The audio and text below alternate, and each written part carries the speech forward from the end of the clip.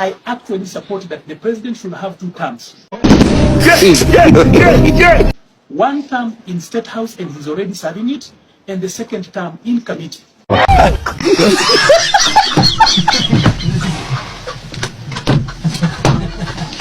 He is already serving 1 term. The next term that we are glad and we want to actually give it to him is in prison.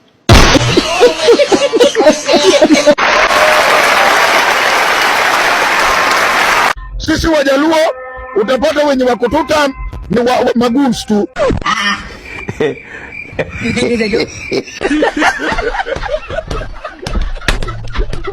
The strike has been suspended. Hello.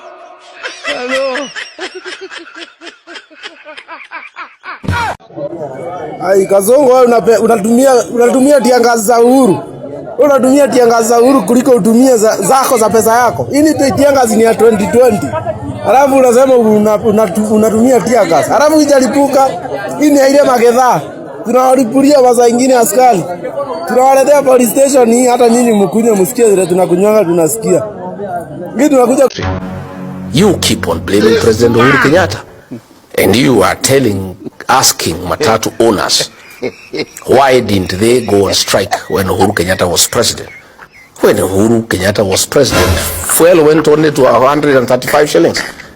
We are now over 240. The people of Kenya know the difference.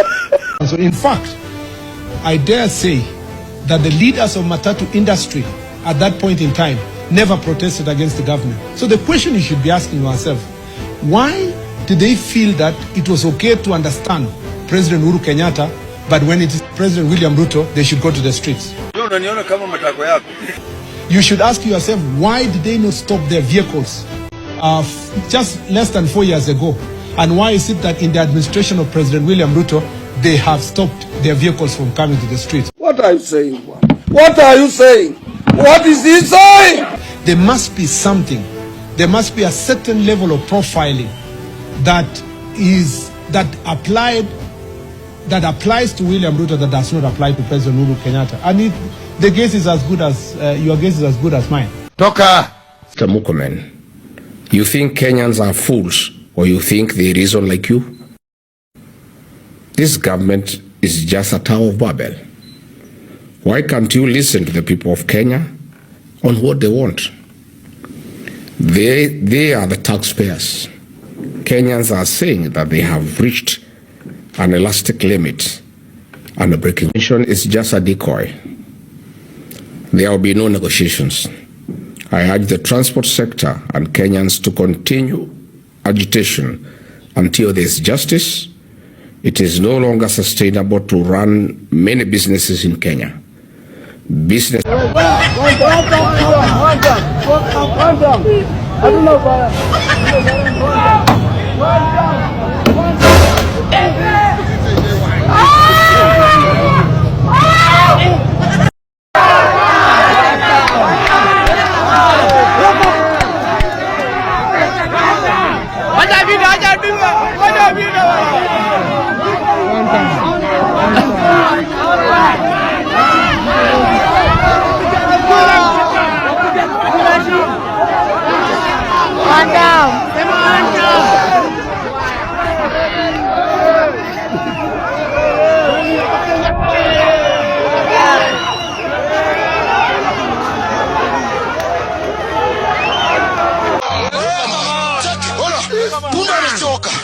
Tuna amechoka. Statement ni moja. Weka mawe. Tusitishwe sisi. Tusitishwe. Mbadi, nimesikia unakuja hapa on Monday. Nataka kuomba kama sina member of this bunge. Ulisema unakuja saa 4. Nataka kukuje saa 8. Kwa sababu gani? On Monday we'll be walking to town. Because bei ya nini imepanda, bei ya fuel. Hiyo ni ukweli. Kama alivyosema. Na watu wa gari wamesema hiyo Monday ndio watagoma ama wata double the price. So, siwezi ukikuja, usikuja asubuhi saa 4 because mimi nitakuwa natoka Karatina mguu.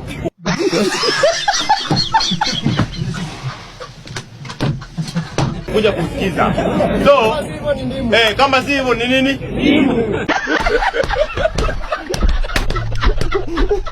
Mimi saa hii kwa nyumba yangu niko na watoto 8. Nikisiaga korokoro moja naona sinema badala ya kukula. Kwa hivyo hakuna watu maluza kama watu wa Nyanza. Inaacha niwaambie tu kweli, mkitaka mlupuke, lupuka. Hao watu wa Nyanza ni maluza tu. Ndio mnaogopa nini wakisema ati tutam? Hao watu waeze weka president kwa kiti. Ni midomo tu hapo online na wapigangi kura. Kama Raila Kingpin mwenyewe wa Nyanza huko kwa hivyo mwenyewe. Wabondo huko walishindwa kumweka kwa nini uko prezo. Sasa na nini ndo watatoboa? Mkalenda watatoboa. Acheni kupea watu vitisho ubaridi hapa bwana. Ati wajaluo. Na wako na roho mbaya. Mtu anakuchukia ati juu unasema ati wanta. Anataka tu akulazimisha useme tuta. Na njando wamejaza. Njando wamejaza tu, hakuna kitu kingine. Nimewaambia ukweli leo, mkitaka mlupuke. Hala. Acheni kupea watu vitisho. With all due respect, iko mtu by the way to celebrate ule mtu mwenye alirecord yo in-house meeting ilikuwa na lidiwa na Mr. Egg. You can imagine we are discussing about fuel prices of this country. Yaani hata mwenye anachair hiyo meeting hata si Opio, hata si Mbadi, ni Itumbi niona ule mtu alirecord hiyo video akatusambazia. By the way, God bless you wherever you are. Wewe ndio ulijua kabisa. And we want to encourage everybody, every revolutionary mwenye mko inside this government offices na mko inside huku kwenye ma meetings na hold, muna tu record hizo vitu, muna expose hao wasi. That is your contribution to the liberation of this country. We have to expose the inefficiency and incompetence of this government. Kwa hivyo mimi nimekucelebrate by the way. Kama kuna mtu amekushow, mimi I celebrate you. Thank you very much. Na kumkumbuke OCS OCS wa Central Police Station bado hajareleasiwa. We are having, he's being arraigned in Kibra. Akona blood pressure, wamehave kumpeleka hosi kwanza adiliwe na blood pressure. Anapelekwa Kibra Law Courts. And we have a team of lawyers led by Honorable Babu kwa sababu wako huko kuhakikisha maneno yake imeangaliwa. Asante sana OCS for releasing 64 people that were unlawfully arrested yesterday for protesting against the high cost of fuel prices. Mungu akubariki sana, tunakuombea, tuko na wewe. Without your respects, wamefika bei wakakuvalisha suti. Morio, confirmed you have received.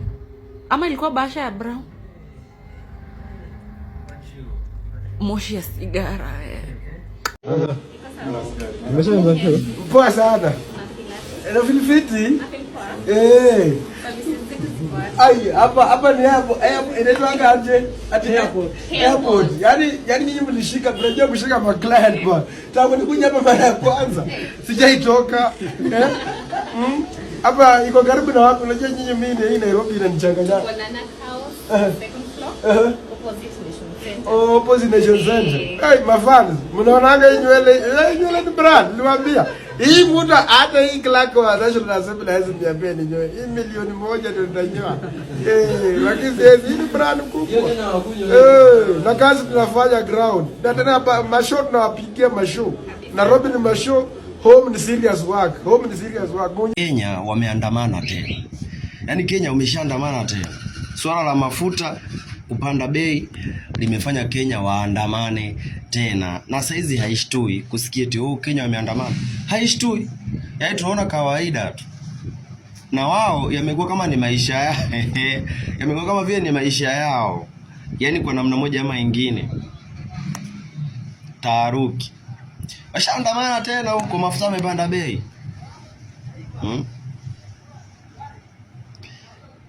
Alafu kuna wale wengine sasa. Mungu saidia. Haishtui saizi. Ukisikia Kenya wameandamana, ni mtu atawazi. Wameandamana Yaani imekuwa ni maisha ya kawaida kwa Wakenya. Na sisi wengine wa pembeni kwenye nchi yao. Tushaanza kuona. Mimi nilikuwa na majina 3. Si ndio? William Samoei Kipchirchir Ruto. Sasa majina mumeniongezea. Mulisema hustler, mukasema survivor, mkaongeza ingine Zakayo, mkaongeza ingine sasa Kasongo. Sasa hii majina yote mnaongeza mpaka itafika wapi?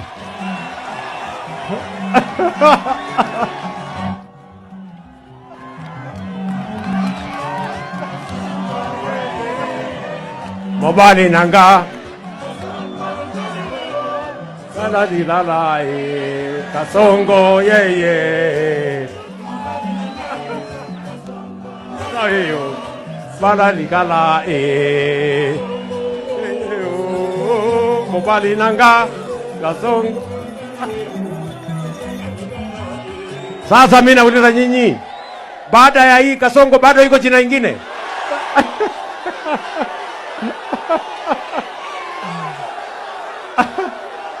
Asalala. Hey. Hii majina imezidi. Yes, Kenyans, kuna the most useless speaker since independence. The most useless speaker since independence. Ndio huyu hapa. Huyu reject ya watu wa Bungoma. This guy was rejected na watu wa Bungoma. This is the most useless speaker in the Republic of Kenya since independence. Huyu ni speaker wa UDA but not speaker of the National Assembly. This guy is a sycophant. Na ni sycophant. Speaker ambaye sijaiona speaker sycophant kama huyu. I don't know what he fears. Yani this guy any ruling ambaye ana make rule kama amejua kwamba the president iko part. You know, tuko na 3 arms of government. We have to admit parliament iwe kivyake, and this has never happened. Yeah? Kuna executive iko pale kivyake na kuna judiciary iko kivyake. Heri hata judiciary. Huyu mtu weta huyu mtu wa sijui mtu wa Roma, papa wa Roma. This one is very useless. We had a speaker alikuwa anaitwa Kenneth Marende. He was from ODM, but the speaker alikuwa anafanya fair rulings. Paka watu wa ODM wenyewe alikuwa anasema hapo naye kuna judgment. Jamaa alikuwa anafanya fair judgment. Both kwa wale watu wa that time kulikuwa na watu wa PNU na watu wa ODM. That guy was fair. Sasa in the history of Kenya tulikuwa na Kinole Kaparo, lakini huyu papa wa Roma huyu from Bungoma, this one is useless. In fact tangu this guy amekuwa speaker, he has never made any important ruling. Hakuna. Huyu ni mkora, then is petty. Ana make rulings kulingana na hasira, kulingana na kisiasa. He is very petty. If this guy is useless, this guy is very useless. Huyu papa wa Roma, very useless. In fact, wacha tuende uchaguzi. Eri tupate hata another speaker. This one, huyu hawezi, useless. Kasongo has turned our nation into a walking nation. Kenya has never had an insensitive president like William Ruto. William Ruto does not care about the lives of ordinary Kenyans. He's more concerned about his stomach and that of his fellow tyrants. William Ruto, this is not a joke. You must rethink your stand. Kenyans are angry. Kenyans are unhappy with your regime. And you must change. But one term is reverberating in Kenyans, and you must be sent home for being the most insensitive president Kenya has ever elected. Mimi kwa gava ya Kenya hata hakuna mtu yote mwenye anamjua isipokuwa tu politician mwenye anaitwa Sifuna, huyo pekee ndiye namjua, lakini mimi hakuna watu wengine mimi nawajua huyo kwa gava. Hebu mniambie nani kwanza, nani ndio president? Mimi hadi president ni nani manze? Kama kuna mtu anajua president hapo hivyo kwa comment section, president wa Kenya ni nani, mnaweza niambia hapo kwa comment section. Mimi sijui manze.